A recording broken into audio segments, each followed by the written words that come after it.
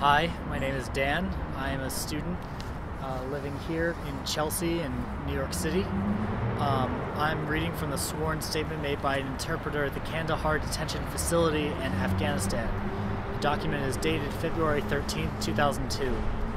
Interpreter. I am writing this in response to events I witnessed while performing my duties as an interrogator with the Task Force 202 GIF. Specialist Blank and I were conducting an interrogation of military prisoner number XXX on January 3, 2002. Blank and I took a break to regroup and check our notes. While we were out of the booth, several Special Forces members entered. At the time, I did not think of it and thought that they were just observing him. This was a different Special Forces unit I hadn't seen before. Blank and I finished the break and went back. When we entered the booth, we found the Special Forces members all crouched around the prisoner. They were blowing cigarette smoke in his face. The prisoner was extremely upset. It took a long time to calm him down and find out what had happened. The prisoner was visibly shaking and crying. Blank immediately told them to get out and not to come back anywhere near anyone that we were talking to. I could tell something was wrong. The prisoner was extremely upset. He said that they had hit him, told him that he was going to die, blew smoke in his face, and shocked him with some sort of device. He used the term electricity. I immediately notified our non-commissioned officer in charge.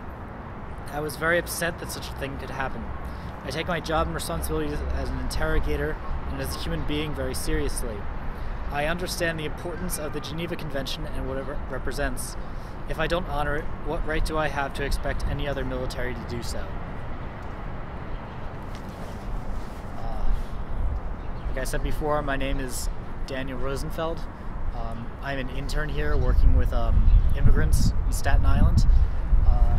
I'm living here in this building in Chelsea with a couple of retirees who are lovely people. One of them was this represents America to me because one of the people I'm living with was a freedom rider in the early 1960s. And these buildings were built in the 1960s for the descendants of garment workers who worked here in the early 20th century in this industrial America that is gone to a certain extent, but you can still see traces of it around here.